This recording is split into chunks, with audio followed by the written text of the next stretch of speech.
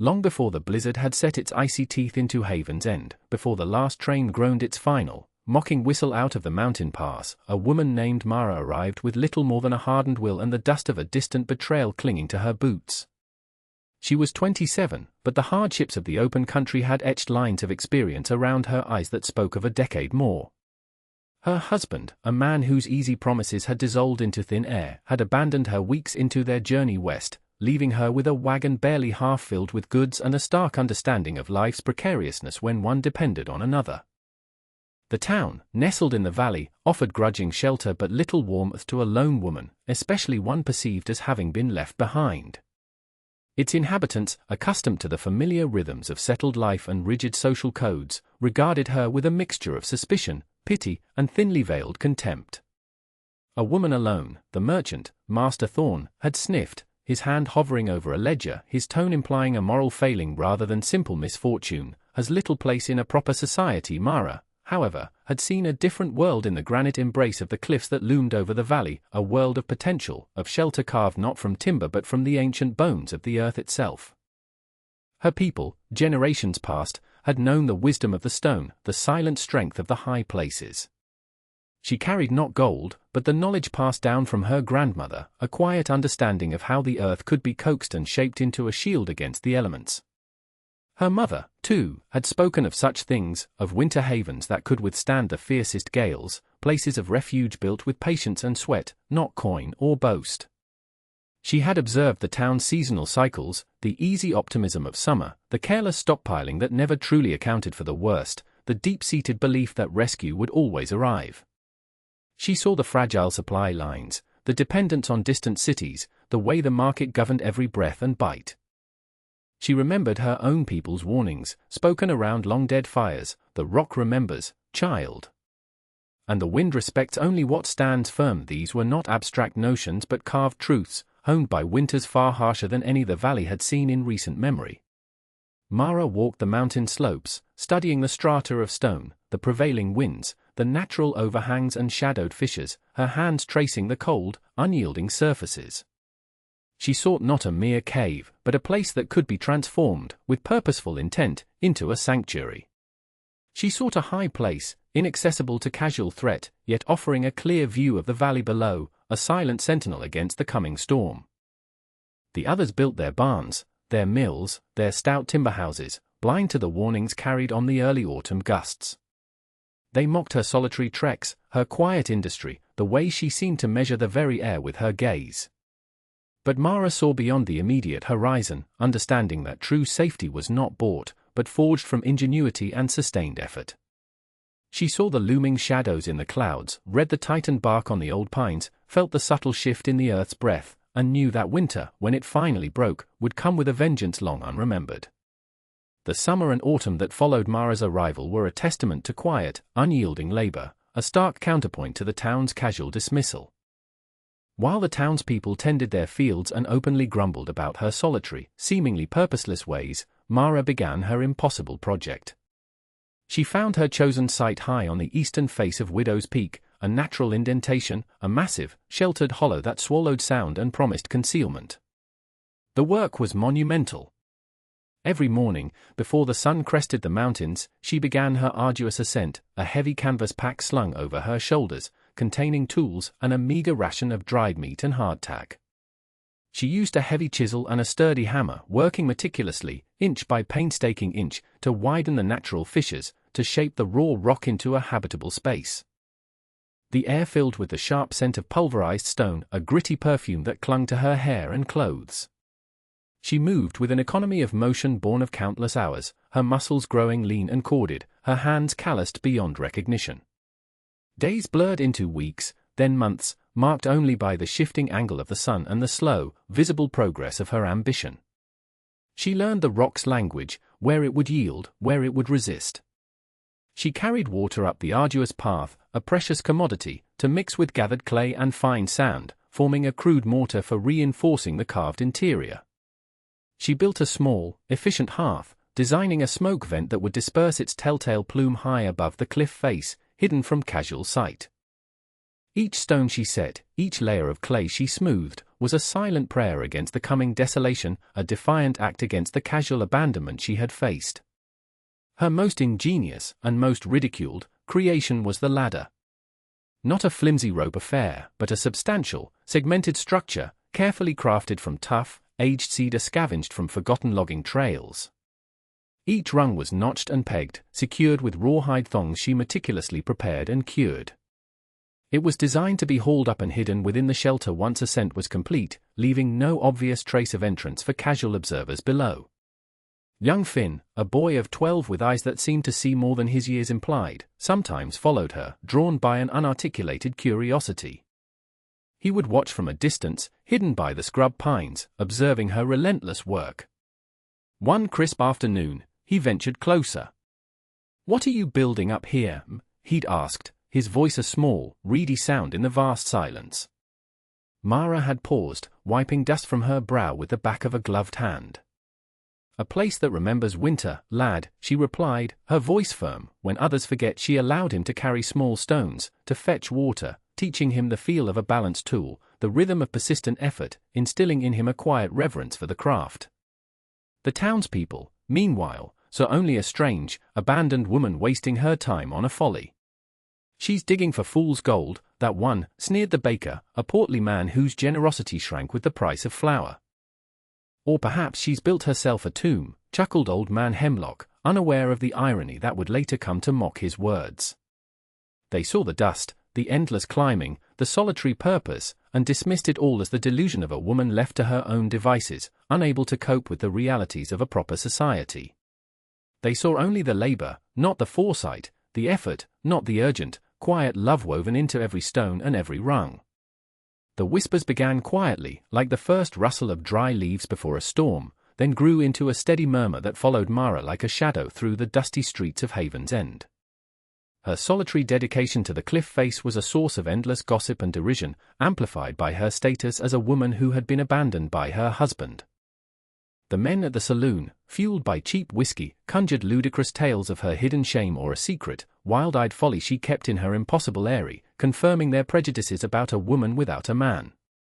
The women, in their quilting circles, spoke of her with a mixture of pity and condemnation, convinced she had simply lost her mind after her husband's desertion, choosing a madwoman's isolation over proper mourning and finding a new respectable place.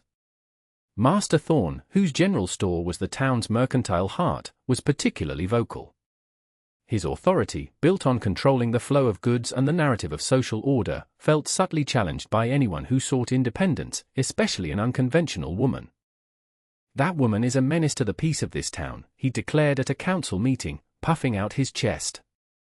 "Her digging out there could loosen the very rock, bring down a slide on our homes. It's an unnatural obsession, mark my words." Stemming from an unstable disposition, he had convinced the council to send a deputation, led by himself and the town's elderly, soft-spoken mayor, to confront Mara.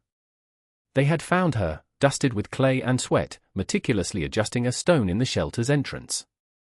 "Mara," the mayor had begun, his voice strained by the climb, "Master Thorne here and the council, they believe your project is a danger. Perhaps you should cease this work, for the good of the community and your own proper standing." Mara had turned, her eyes level and unwavering. "This work," she'd replied, her voice steady and low, "is for the good of the community. A safe haven, should the winter forget its manners." Thorne had scoffed, a dismissive sound that carried on the thin mountain air. "Nonsense. We have stout homes, and the Lord provides. What foolishness is this, preparing for a doom only you, a solitary woman, imagine?" Mara had simply looked from Thorne's plump, uncalloused hands to the jagged, unforgiving peaks around them, then back to her work, a silent judgment that spoke volumes. Despite the ridicule, a few moments offered a glimpse of the shelter's potential. During an unusually fierce early autumn rainstorm, when the river swelled and the town's lower cabins were threatened, Mara's shelter, high and dry, remained untouched. She even offered temporary refuge to a few stranded prospectors caught in the storm on the mountain. They returned to town, bewildered but safe, speaking of a dry, warm place high on the cliff, a place of surprising comfort. "She's got a proper den up there," one of them, a grizzled old-timer, had grumbled, still amazed. warm as a badger's burrow, but their accounts were quickly dismissed as exaggerations, the ramblings of men disoriented by the storm, or simply more evidence of Mara's strange ways. Thorn had loudly declared, those men were addled by the cold. A few rocks and a fire pit, that's all it is. No real protection. The collective denial was powerful, a comforting blanket woven from arrogance and the certainty that their established way of life, however fragile, would always endure. The town chose to believe the comforting lies of its leaders rather than the stark, unyielding truth of Mara's foresight. She was an inconvenient truth, a living reminder of a vulnerability they preferred to ignore, and so they isolated her, leaving her to her solitary, ridiculed devotion, believing she was building nothing but a testament to her own madness. As October bled into November, and November yielded to a menacing December, the mountain air grew heavy with a premonition of true winter. The occasional flurries of early snow became a steady, relentless descent, thickening the drifts, shrouding the familiar landscape in an alien white. The cold, initially a bracing bite, deepened into a profound, bone-aching chill that seeped through stout walls and thick wool. The first real blow came when the river, the lifeline for lumber and the last trickle of goods, froze solid in a single, brutal night, locking away any hope of further transport. Then, the passes, already treacherous, vanished entirely under gargantuan snowdrifts, cutting off Haven's End from the outside world with an absolute, undeniable finality. The town's meager stores, purchased with an optimism that seemed criminal in hindsight, dwindled with terrifying speed. Prices at Master Thorn's store, initially inflated, now soared to astronomical heights, turning basic necessities into luxuries only for the very desperate, or the very foolish. A single loaf of bread, if one could be found, commanded a week's wages. Flour, coffee, salt, medicines, each became a ghost of a memory, traded only in hushed, anxious tones. Thorn, once arrogant, now moved with a palpable unease, his usual bluster replaced by a harried, desperate look as his dwindling stock defined his dwindling power. The town council, paralyzed by inaction, offered only empty assurances, their voices growing fainter with each passing day. The optimism that had fueled their prosperity now curdled into a bitter despair. Homes that had once been warm with laughter and the scent of baking bread grew cold and silent. Children, their faces pinched and blue, huddled closer to failing hearths, their play subdued, their eyes too wide. The sick, without proper remedies, succumbed swiftly to the relentless cold and pervasive hunger. The grave diggers, their hands raw and blistered, could barely keep pace, and soon the ground became too hard, forcing them to stack their grim cargo in frozen sheds, awaiting a thaw that seemed would never come. The sounds of the town changed, too. The cheerful ring of the smithy's hammer ceased, the calls of merchants faded, replaced by the mournful moan of the wind and the occasional, desperate sob from behind a shuttered window. The very act of venturing outside became a perilous gamble, the snow a living, shifting enemy that could swallow a manhole in a matter of steps.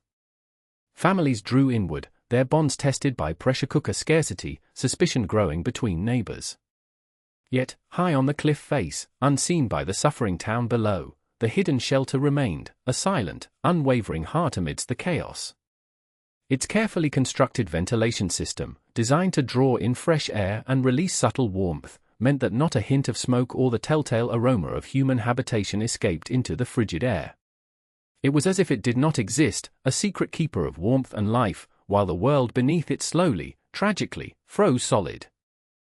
The external world screamed its fury, but within the stone, a quiet, meticulously maintained order persisted, a stark contrast to the unraveling chaos of Haven's End, awaiting the desperate moment when its existence would be revealed.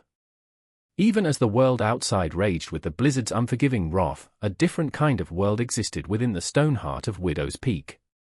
Mara's hidden shelter, a marvel of patient design, hummed with a quiet, persistent life. Days within were measured not by the sun, long lost behind an impenetrable shroud of white, but by the precise, unwavering rhythm of tasks. The air, though confined, was remarkably fresh, drawn through cunningly hidden vents high on the cliff face and warmed by the central hearth before being circulated by the subtle currents of the carved stone. There was no stench of stale air, no biting chill that crept into the bones. The scent of wood smoke, faint and earthy, mingled with the wholesome aroma of dried herbs and the ever-present, reassuring smell of baking. Mara worked ceaselessly, her movements economical and precise. Her hands, once soft, were now instruments of formidable strength and dexterity, kneading dough for the daily bread, tending the small, meticulously managed fire, or sorting through the carefully stored provisions. Her pantry, carved deep into the cool, dark stone, held barrels of preserved meat, sacks of grain, dried fruits, and a trove of winter vegetables, all harvested and prepared during the warmer months, often under the knowing, silent gaze of young Finn.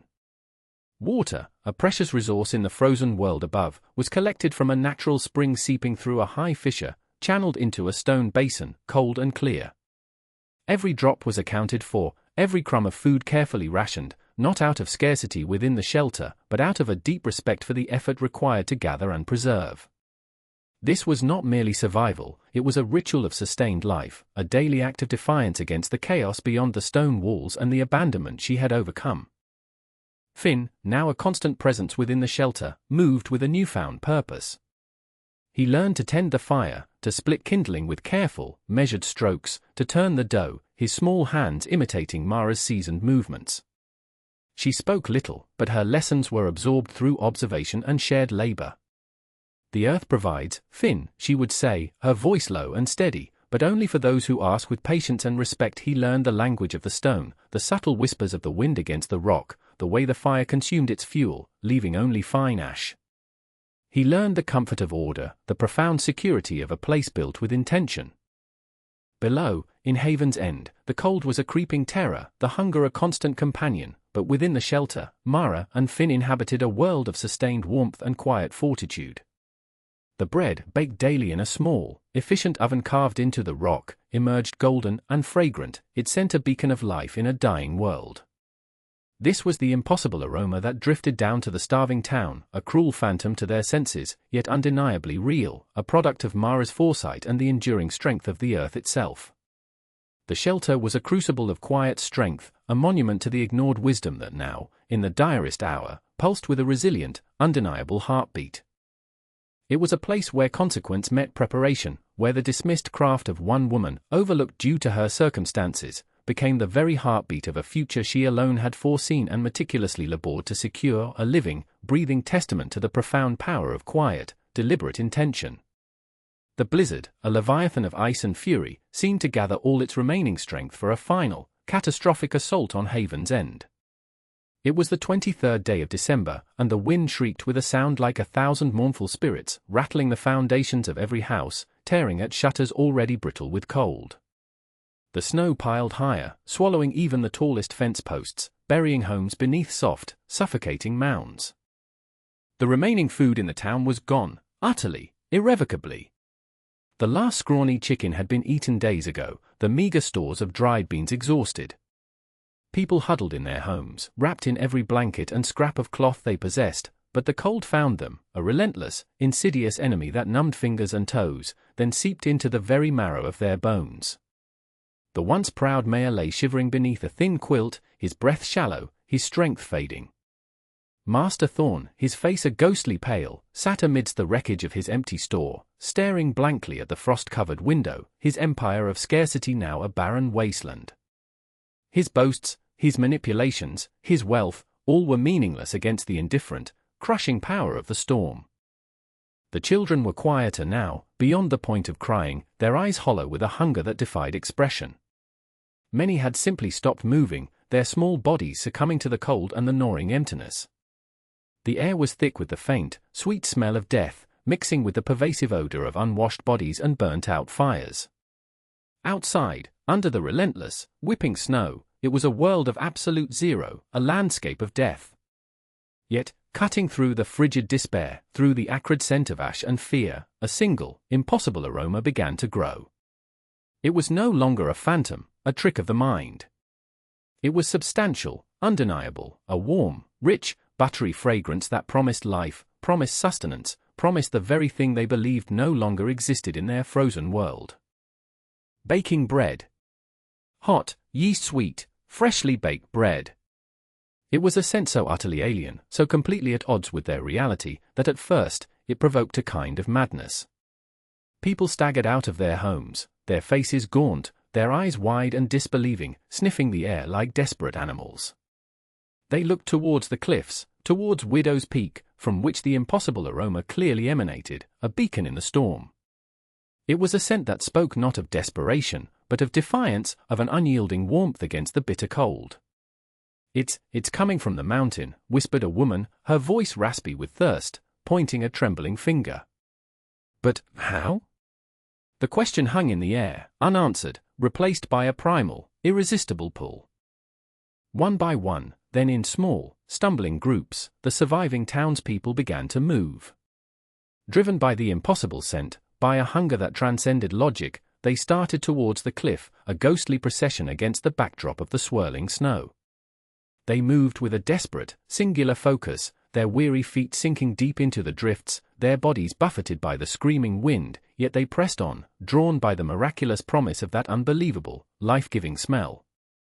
It was their last hope, a thread of fragrance leading them towards an impossible salvation, a warmth that defied the logic of a world gone utterly, irretrievably cold. The pilgrimage to Widow's Peak was a trial of unimaginable hardship. The townspeople, weakened by starvation and cold, stumbled through snowdrifts that reached their waists, their progress agonizingly slow. The wind, a malevolent force, tore at their makeshift wraps, stinging their exposed skin with ice crystals. Yet, the scent of bread, now undeniably strong and tantalizing, pulled them forward, a cruel siren song against the roar of the blizzard. Master Thorn, usually meticulous about his appearance, was indistinguishable from the other ragged figures, his once fine coat ripped, his face a mask of gaunt desperation. He muttered to himself, "It cannot be a trick of the mind." But the smell was too real, too rich, too vibrant to deny. Finn, who had been sent down earlier by Mara with a small, insulated pouch of warm stew, had anticipated their desperate arrival. He had made his way through the familiar mountain paths, a shadow in the storm, knowing that the time had come. He found them at the base of the cliff, a huddle of shivering, despairing figures, their eyes fixed on the sheer rock face, searching for a sign, for an explanation.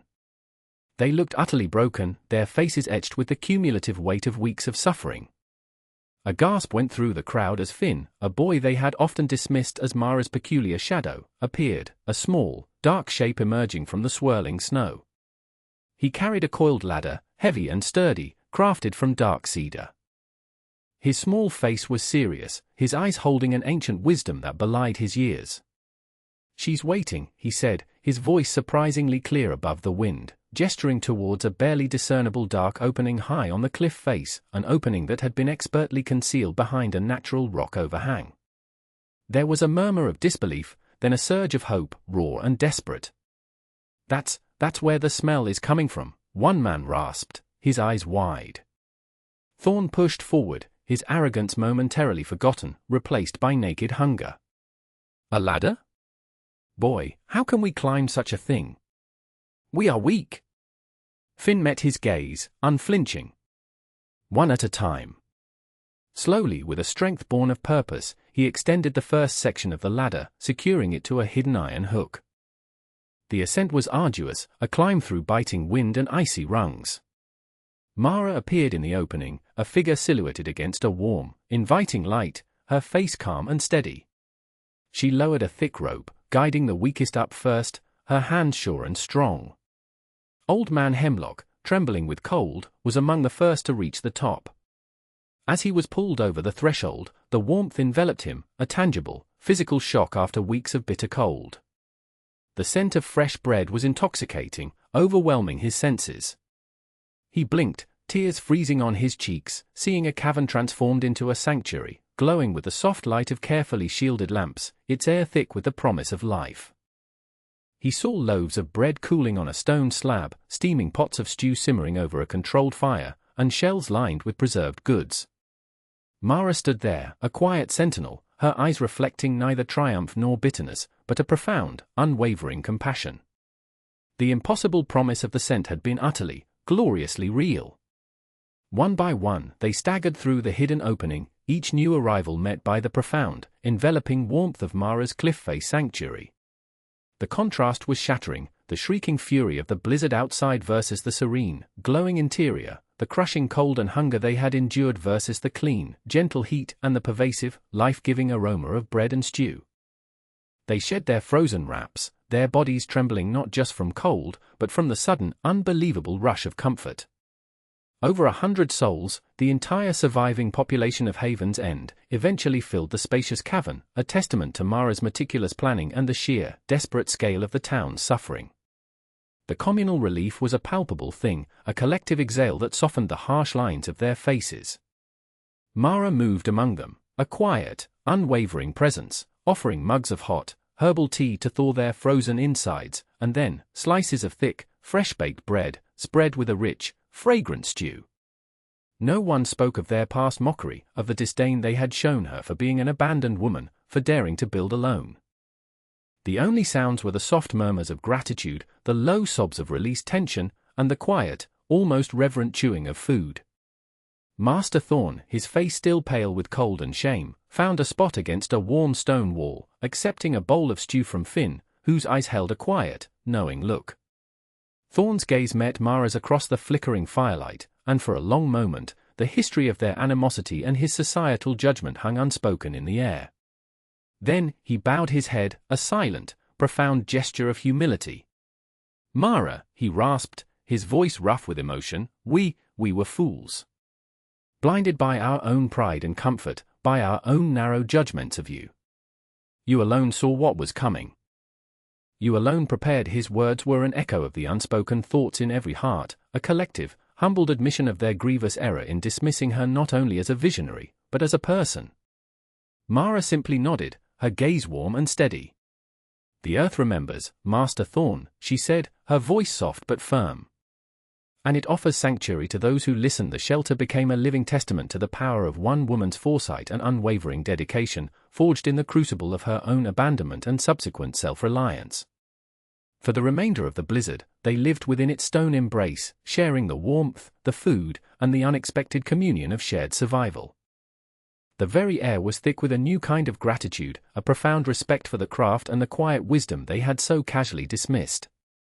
They watched Mara and Finn at their daily tasks, a quiet ritual of bread-making and fire-tending, learning, without words, the true meaning of resilience and the profound, life-saving grace of genuine preparedness. The arrogant certainty of Haven's End had been stripped away, replaced by a communal awe and a humbling shame. The impossible salvation had arrived, not through some grand, external rescue, but from within their own mountain, from the hands of the woman they had scorned. When the last, exhausted winds of the blizzard finally sighed themselves into silence, and the sun, a pale, hesitant disk, dared to peek over the ravaged mountain peaks, it revealed a world transformed. Haven's End was still buried deep in snow, but the quiet within Mara's cliff shelter was now filled with the hopeful murmur of impending return. The community, though physically weaker, had been profoundly altered by their shared ordeal. They descended the ladder, a procession of survivors marked by a newfound humility and a deep, inarticulate gratitude. The town they returned to was a shell of its former self, many homes damaged, stores still empty, but the spirit of its people was irrevocably changed. The days that followed were a testament to this transformation. The citizens of Haven's End, once quick to judge and dismiss an abandoned woman, now sought out Mara, not with demands, but with offers of help, of labor, of learning. They listened with rapt attention as she explained the principles of building with stone, the wisdom of careful storage, the importance of observing the land for signs of coming hardship. Finn, no longer merely Mara's apprentice, became a quiet instructor, his hands demonstrating the careful knotting of ropes, the proper way to reinforce a wall, the methods of preserving food. His young voice, steady and clear, carried the torch of Mara's wisdom. The shelter on Widow's Peak, once a ridiculed folly, became a sacred site, a symbol of their collective salvation. It was maintained, not as a place of constant habitation, but as a communal reserve, a lesson carved in stone, a silent promise to never again be caught unprepared, and a constant reminder of the prejudice they had once harbored. The men of the council, led by a truly humbled Master Thorn, formally presented Mara with an offering of the town's remaining resources, paltry though they were, and a sincere public apology. "We were arrogant, Mara," Thorn admitted, his voice still tinged with the memory of their suffering and their past misjudgment. "We mistook self-reliance for wisdom, and we paid a terrible price. We judged you unfairly. You taught us the true meaning of foresight, and of kindness. Mara accepted their apology with quiet dignity, her eyes reflecting the wisdom of a long winter and the scars of past betrayals. The moral afterglow of their ordeal permeated every aspect of Haven's End. The old ways of careless consumption and blind optimism were replaced by a new ethic of preparedness, of shared knowledge, of community support, and a profound respect for individual resilience. The harvest that spring was undertaken with a meticulousness that had been absent before, every bushel of grain, every dried herb, every preserved fruit, held in greater reverence. The children were taught not just their letters, but the practical skills of survival, the lessons of the earth, and the value of looking beyond surface appearances. The memory of the impossible scent, of the warmth and light high on the cliff, became a foundational story, a legend whispered around new, carefully tended fires. Mara, no longer an outsider, but respected deeply for her fortitude and wisdom honed through adversity, became a foundational pillar of their community, her quiet strength a guiding light. She and Finn often returned to the shelter, checking its stores, reinforcing its structure, ensuring its silent readiness. Looking out over the revitalized valley, Mara would sometimes whisper to Finn, "Preparation looks like madness, lad, until the moment it becomes mercy." And Finn, his eyes mirroring the quiet wisdom he had inherited, would nod, knowing that the greatest apology was not just words, but changed behavior, and the enduring legacy of knowledge shared and nurtured for all future winters, built upon the foundation of hard-won respect.